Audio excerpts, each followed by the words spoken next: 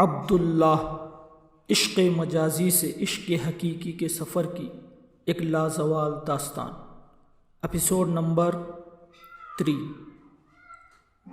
زہرا ہماری درگاہ کی سیڑھیوں تک پہنچنے کے وقفے میں وہ دونوں ماں بیٹی سیڑھیاں چڑھ کر اوپر جا چکی تھی۔ کاشف نے جان بوجھ کر اپنی گاڑی بالکل ان کے گاڑی کے قریب کر دی۔ کار کا وہ باوردی شوفر آج بھی اسی طرح کار کی صفائی میں مصروف تھا۔ اس کی جیپ سے اترتے ہوئے جب مجھ پر نظر پڑی تو اس کی آنکھوں میں شناسائی کی ایک جھلک لہرائی۔ جلدی سے سلام کر کے بولا، ارے صاحب، لگتا ہے آپ بھی ہماری بیگم صاحبہ کی طرح ہر جمعرات کو یہاں آتے ہیں۔ نہیں، ہماری تو یہ دوسری ہی جمعرات ہے۔ دراصل میرے دوست کو اس درگاہ کی زیارت کا بہت ارمان تھا، سو اس ہفتے اس کو یہاں لے کر آیا ہوں۔ کاشف میرا اشارہ سمجھ گیا اور گاڑی کے گرد گھوم پھر کر ڈرائیور نے چونکہ آج ہمیں خود ایک بےحد قیمتی گاڑی سے اترتے دیکھا تھا، اس لیے اس کے رویے میں مرعوبیت کی ایک واضح جھلک دکھائی دے رہی تھی۔ میں کاشف کو ڈرائیور سے معلومات لیتا چھوڑ کر سیڑھیاں چڑھتا ہوا درگاہ کے صحن میں جا پہنچا۔ آج میں جوتے اتارنا نہیں بھولا تھا۔ صحن میں پچھلی جمعرات کی طرح لوگوں کا ایک میلہ سا لگا ہوا تھا۔ مجھے عبداللہ کہیں دکھائی نہیں دیا۔ میں نے اس ماہ روح کی تلاش میں ادھر ادھر نظریں دوڑائی تو دونوں ماں بیٹی مجھے درگاہ کی مرکزی عمارت کے برآمدے میں بنی پتھر کی جالی کے قریب بیٹھی ہوئی دکھائی دی، اور پھر میرے ساتھ وہی ہوا جو پہلی مرتبہ اس لڑکی کو دیکھنے کے بعد ہوا تھا۔ یکایک آس پاس کی ساری بھیڑ، سب لوگوں کا ہجوم اور ان کا سبھی کا شور ایک دم موقوف سا ہو گیا۔ فضا جیسے ساکی سی ہو گئی اور مجھے یوں لگا کہ جیسے اس وسیع اور عریض سنگ مرمر کے دھلے صحن میں صرف میں اور وہی موجود ہیں۔ ہم دونوں کے درمیان صرف تنہائی ہے اور کائنات کا ہر ذرہ خاموش ہے، حتیٰ کہ آس پاس چلتی ہوئی پروائی بھی گونگی سی ہو کر صرف جسموں کو چھو کر گزر رہی تھی۔ اچانک کوئی سوالی مجھ سے زور سے ٹکرایا اور ایک جھٹکے سے میرے حواس واپس آ گئے۔ میں وہی صحن میں کھڑا تھا، جانے 2 پل گزرے تھے یا 2 صدیاں، مجھے کچھ یاد نہیں آ رہا تھا۔ لڑکی اب بھی اسی جذب کے عالم میں 2 زانو بیٹھی جالی کی طرف منہ کے گڑ گڑاتے ہوئے کوئی دعا مانگ رہی تھی۔ میں سحر زدہ سا اسے دیکھ رہا تھا۔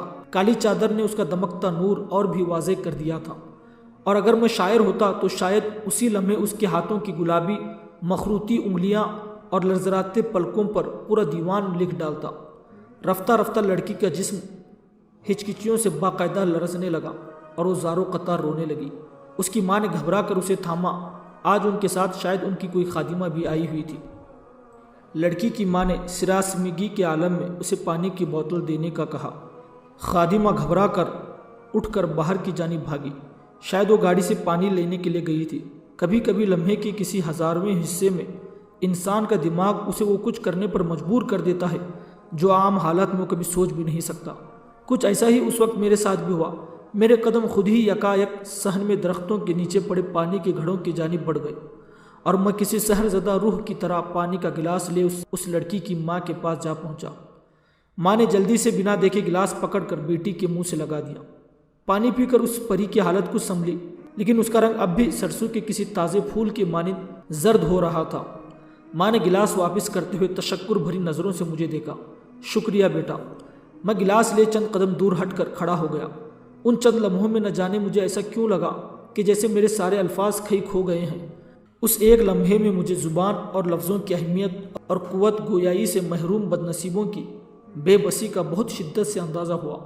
اتنے میں ان کی خادمہ بھی دوڑے ہوئے ہاتھ میں پانی کی بوتل لے واپس پہنچ چکی تھی۔ ماں نے چند گھونٹ پانی بوتل سے بھی لڑکی کو پلائے۔ خادمہ کی مدد سے لڑکی کو کھڑا کیا اور واپسی کے لیے چل پڑے۔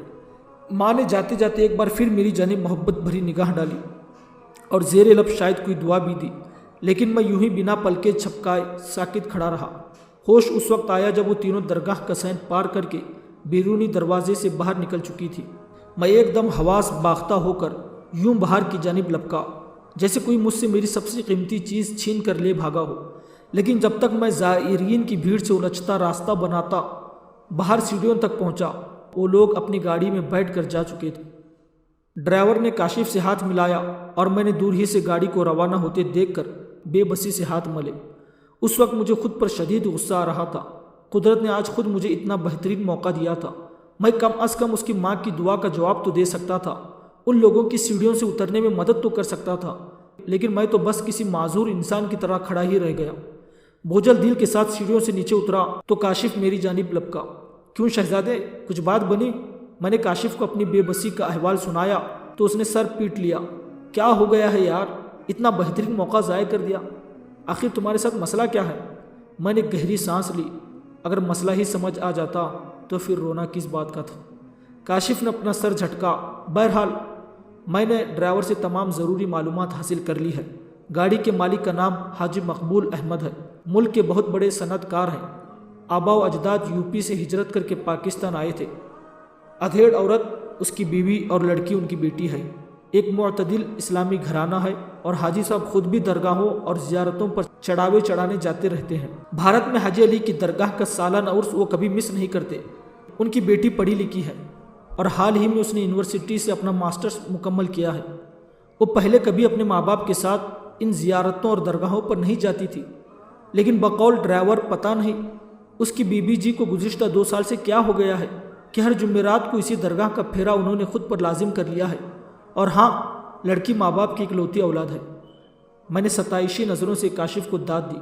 میں جانتا تھا کہ وہ ڈرائیور سے زیادہ تر باتیں اگلوا لے گا، لیکن اس نے میری توقع سے کہیں زیادہ معلومات حاصل کر لی تھی، اور وہ بھی اتنے کم وقت میں۔ تمہاری اس اعلیٰ کوشش پر میں تمہیں انعام کا حقدار ٹھہراتا ہوں۔ کاشف نے سعادت مندی سے سر جھکایا۔ آپ کی ذرہ نوازی ہے عالی جاہ، لیکن غلام کی بات ابھی ختم نہیں ہوئی۔ اس مخبری کا آخری حصہ سن کر آپ یقیناً اپنی پوری سلطنت میرے حوالے کر دیں گے۔ میں نے لڑکی کا نام بھی ڈرائیور کی زبان سے اگلوا لیا ہے۔ کاشف نے مجھے تنگ کرنے کے لیے ایک لمبا وقفہ لیا۔ میں دم بخود کھڑا اس کی طرف یوں تکتا رہا جیسا وہ کچھ ہی دیر میں اس لڑکی کا نام نہیں بلکہ مجھے میری زندگی یا موت میں سے کسی ایک کے پروانے کی تحریر پڑھ کر سنانے والا ہو۔ شاید میری پوری زندگی میں میرے تمام سماعتوں نے مل کر بھی کبھی کسی ایک لفظ کو سننے کی اتنی شدید تمنا نہیں کی ہوگی جتنی اس ایک لمحے میں مجھے کاشف کی زبان سے وہ نام سننے کی آرزو تھی۔ زہرا۔ زہرا نام ہے اس لڑکی کا۔ میں نے دھیرے سے زر لیب دہرایا۔ زہرا؟ اس ماہ کامل کا کچھ ایسا ہی نام ہونا چاہیے تھا۔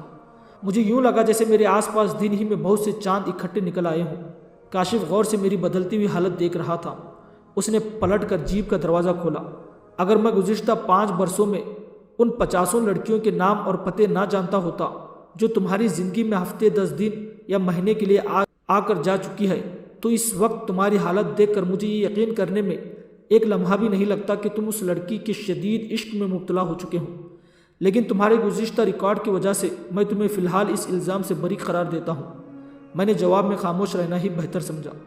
جب تک ہم ساحل سے واپس شہر پہنچے تب تک شام ڈھل چکی تھی اور شہر کی روشنیاں جگمگانے لگی تھی، لیکن اس دن کے بعد میرے اندر کی تمام روشنی جیسے دھیرے دھیرے گھٹنے لگی۔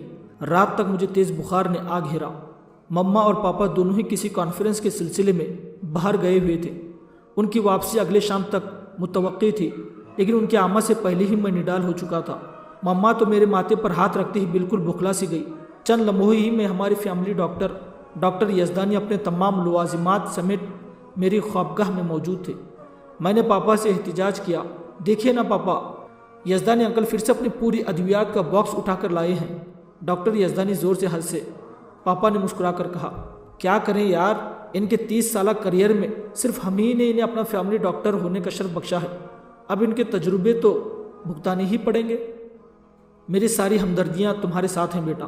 مما نے ہم دونوں کو غصے سے گھورا اور پاپا کو ٹوکا، توصیف آپ بھی نہ بچے کے ساتھ بچے بن جاتے ہیں۔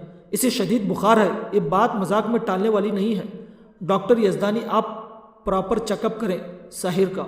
پاپا نے مجھے منہ پر انگلی رکھ کر چپ رہنے کا اشارہ کیا۔ مجھے ان کی یہی بات سب سے زیادہ پسند تھی۔ انتہائی غیر معمولی دباؤ میں بھی ان کا رویہ انتہائی نارمل رہتا تھا۔ سچ تو یہ ہے کہ وہ ایک والد سے کہیں زیادہ میرے بہت اچھے دوست تھے۔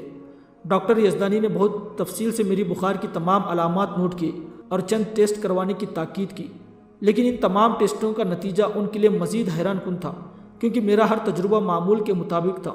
تو پھر یہ شدید بخار میرا پیچھا کیوں نہیں چھوڑ رہا تھا؟ مما پاپا کے پیچھے پڑ گئی کہ مجھے فوراً باہر کسی بڑے ہسپتال میں مزید ٹیسٹ کروانے کے لیے بھجوا دیا جائے۔ وہ تو خود بھی میرے ساتھ جانے کے لیے تیار بیٹھی تھی۔ میں نے بڑی مشکل سے ڈاکٹر یزدانی کو اس بات کے لیے تیار کیا کہ وہ مما کو سمجھائے کہ اب ہمارے ملک میں ہی ہر بیماری کا علاج موجود ہے اور پھر یہ تو صرف ایک معمولی بخار تھا، لیکن میں مما کی طبیعت سے بھی اچھی طرح واقف تھا۔ اگر مزید کچھ دن میرا بخار نہ اترتا تو پھر انہیں روکنا کسی کے بس کی بات نہیں تھی۔ میرے بخار کو 5واں روز تھا کہ اچانک ہی عینی سارے اپنے فرینڈ کے ساتھ نازل ہو گئی۔ میرا گھر چڑیا گھر میں تبدیل ہو گیا۔ انہوں نے آتے ہی سب کچھ الٹ پلٹ کر دیا۔ میرا کمرہ کچھ ہی دیر میں کسی میدان جنگ کا نقشہ پیش کرنے لگا تھا۔ مما نے میرے سارے دوستوں کو لنچ کر کے جانے کا کہا۔ کاشف نے 2:30 سے جواب دیا کہ آنٹی لنچ کا وقت تو ہو ہی گیا ہے، آپ ڈنر کی تیاری بھی کر لیں، کیونکہ اب ہم اس مریض کا مرض دور کیے بنا یہاں سے نہیں ٹلنے والے۔ مما ہنستے ہوئے کمرے سے باہر نکل گئی۔ ہیلتھ منسٹر کا پٹو بیٹا جواد بولا، لیکن تمہیں کیا ہو گیا ہے؟ ریس والے دن تو تم بھلے چنگے تھے۔ کاشف نے معنی خیز نظروں سے میری جانب دیکھا۔ اسے روگ لگ گیا ہے؟ کوئی چہرہ بھا گیا ہے اسے؟ عینی زور سے چونکی۔ میں نے آنکھ کے اشارے سے کاشف کو منع کرنے کی کوشش کی، لیکن تب تک تیر کمان سے نکل چکا تھا۔ عینی نے غور سے میری جانب دیکھا۔ کیا مطلب؟ میں کچھ سمجھی نہیں۔ اور ہاں، کاشف بتا رہا تھا کہ تم دونوں اس جمعرات کو بھی درگاہ گئے تھے، کہیں یہ روگ وہی کا پالا ہوا تو نہیں ہے؟ میں نے کھا جانے والی نظروں سے کاشف کو گھورا۔ کسی کے پول کا ڈھول پٹنا تو کوئی اس سے سیکھے۔ کاشف نے گھبرا کر کندھے اچکائے، لیکن اب کیا ہو سکتا تھا؟ میں نے بات کا رخ موڑنے کی کوشش کی۔ تم بھی کس ایڈیٹ کی باتوں پر یقین کر بیٹھی ہو؟ ہم درگاہ گئے ضرور تھے، لیکن ایک شاندار کار کے مالک کی کھوج میں۔ لیکن عینی بھی بلا کی ذہین تھی، اسے مطمئن کرنا اتنا آسان نہیں تھا۔ اس کے چہرے پر ایک رنگ آ کر گزر گیا اور وہ دھیرے سے بولی، خدا کرے یہ کھوج صرف ایک شاندار کار تک ہی محدود رہے۔ بات آئی گئی ہو تو ہوگی، لیکن پھر سارا دن عینی کا موڈ آف رہا۔ وہ لوگ شام تک میرے گھر میں رہے۔ جاتے ہوئے مما نے ان سب سے وعدہ لیا کہ وہ لوگ اب آتے رہا کریں۔ عینی سب سے آخر میں گاڑی میں سوار ہوئی اور مجھے دیکھ کر ہاتھ ہلاتے ہوئے باقی سب کے ساتھ رخصت ہو گئی۔ مما میرے قریب ہی کھڑی تھی۔ انہوں نے مسکراتے ہوئے معنی خیز نظروں سے میری جانب دیکھا۔ نائس گرل ساحر، ہے نا؟ مجھے ان کے انداز پر ہنسی آ گئی۔ آپ جیسا سوچ رہی ہے ایسا کچھ نہیں ہے، اگر ویسا ہو بھی جائے تو ہمیں کوئی اعتراض نہیں ہوگا۔ مائی چائلڈ، تم بس خوش رہا کرو۔ مما بھی مسکراتے ہوئے وہاں سے پلٹ گئی۔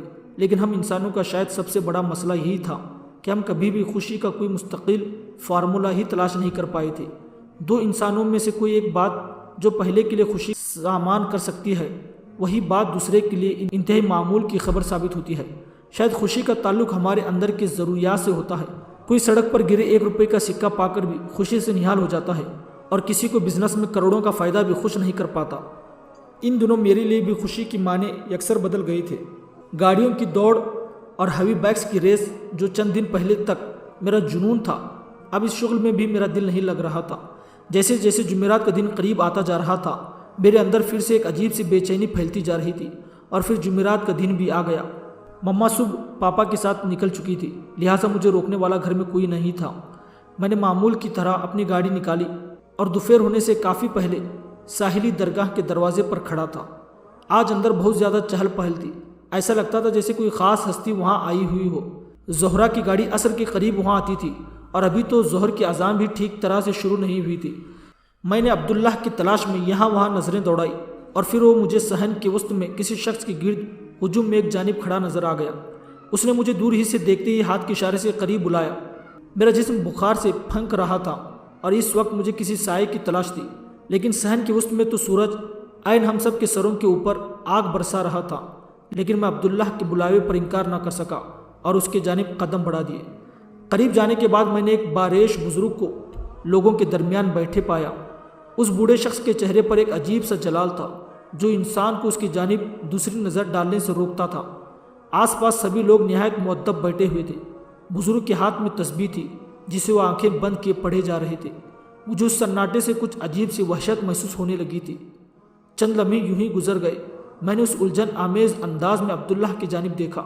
عبداللہ نے آنکھیں موچ کر مجھے خاموشی سے بیٹھے رہنے کا اشارہ کیا۔ اچانک اس بزرگ نے اپنی آنکھیں کھولی اور براہ راست میری آنکھوں میں دیکھتے ہوئے زور سے گرج کر بولا، آ گیا تو؟ اتنی دیر کہاں لگا دی؟